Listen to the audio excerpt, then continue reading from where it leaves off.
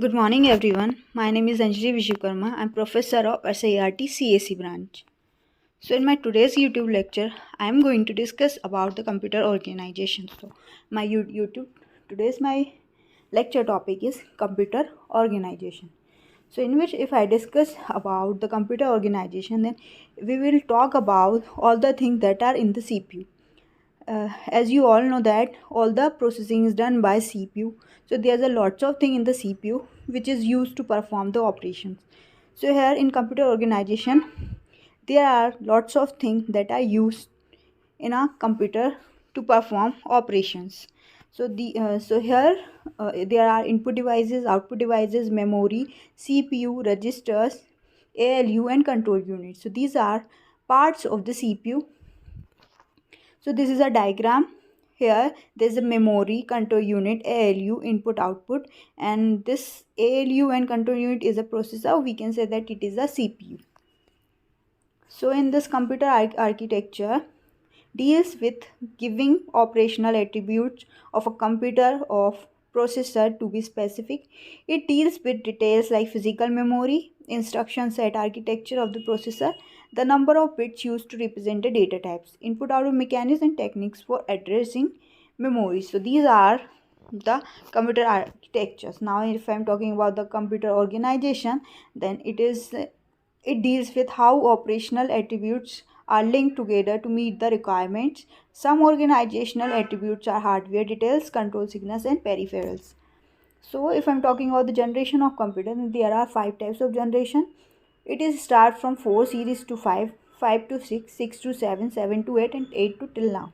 So these are the generation where different types of technologies used in different generation. If I'm talking about the first generation, then here we use vacuum tubes. In the second generation, this vacuum tube is replaced by transistor, and in third generation this transistor is replaced by integrated circuit, and then this integrated circuit is replaced by VLSI, very large integrated circuit, and in this fifth generation we use ultra large scale integrated circuits. So these are the technologies that we use. In first three generation we use air conditioner to cool down the computer, and after the third generation there is no need to keep air conditioner. So these are the generations and the technologies that we use. So, as I already told you, the first generation starts from 1946 to 1959, and then second generation, the period of second generation is 1959 to 1965. In third generation, the period was 1965 to 1970. 71. Then in fourth generation it is 1971 to 1980. In this fifth generation it is from 1980 to till now. Now, if I'm talking about the types of computer, then we can classify computer based on three things. We can classify based on purpose, we can classify based on application, we can classify computer based on size and capability. If I'm talking about based on purpose, then there are the two purpose by which we use computer. First is single purpose, general purpose, and second is special purpose. In simple purpose, we use computer in school and colleges. In special purpose, we use computer for the scientific purpose or for research purpose. And if I'm talking about based on application, then we can classify computer based on three things, that is digital computer, analog computer, and hybrid computer. So these are the digital computer, hybrid computer, and analog computer. If I'm talking about the analog computer, whenever we have to represent data in continuous waveforms, so we use analog computer. Here voltage, temperature we can calculate by using analog computer, but there is a disadvantage with the analog computer is that it will show the result in inaccurate form, and whenever we want to show our data in accurate form, then we can use uh, a digital computer which is use 0 and 1 binary forms. And if you want to use analog computer and digital computer at the same time, then we can use hybrid. It will give a hybrid computer give all the features of analog and digital computer. This is what the computer based on applications. Now we can classify computer based on number of microprocessor it use. So sequential and parallel computer are the parts of classification of the computer. So any task complete in sequential A sequential computer is with one microcomputer only. In parallel computer is relatively fast. New types of computer that use a large number of processors. These processors perform different tasks independently and simultaneously. So this is what the sequential computer and parallel computer. If I'm talking about based on size and capability, then we can classify computer in the four types, like mini computer, microcomputer, mainframe computer, and supercomputer. So these are the examples of computer which is based on size and capability. Now memory.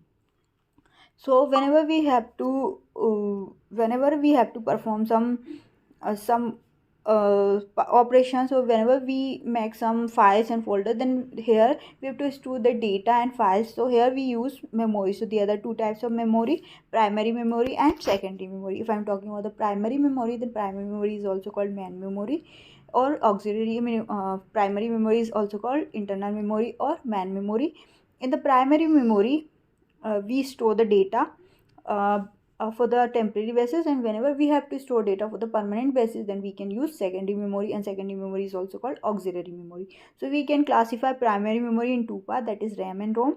RAM means random access memory and ROM means read-only memory. Again, RAM is divided into two parts, that is static ROM and dynamic ROM, and we can classify ROM in two parts, that is PROM, EPROM and EEPROM ROM. So this is what the primary memory. If I'm talking about the secondary memory, then it's magnetic tapes, optical disc, floppy, and some cards are the example of secondary memory. So it is external to the computer. So this is what the secondary memory. Whenever we have to store large amount of data on the permanent basis, then we can use secondary memory.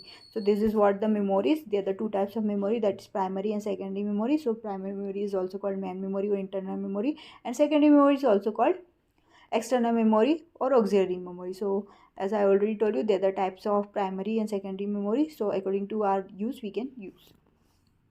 Now next one is bus architecture. So bus architecture is used to transfer the data from one place to another place.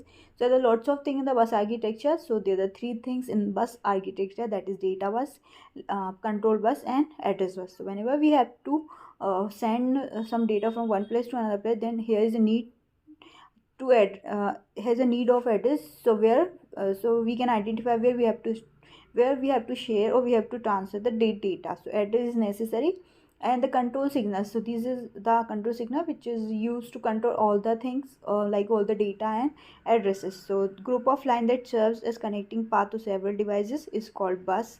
Individual parts must communicate over a communication line or path of exchanging data, address and control information. Bus architecture is a communication system that transfer data between components inside a single computer or between multiple computers. Most computers have three buses. The first is control bus, which carries control signal from processor to the other components. So this is the structure of bus architecture, and with the other three lines, that is control, address and data lines. So these are the lines where which you can transfer data from one place to another place.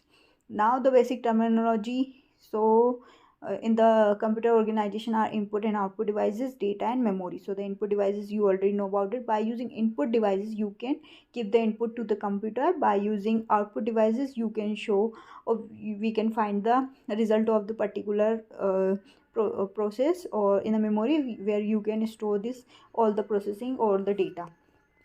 So this is what the basic terminology, or we can say that this is the organization of computer. Here is input device and output device, and there is another thing between input and output device, that is CPU, and CPU controls memory. CPU carries input, arithmetic and logical unit, control unit and memory unit. So I already told about the other two types of memory, primary and secondary memory. Control units used to control all the things, and arithmetic and logical unit are ALU, which is used to perform mathematical calculations or arithmetical logical calculations.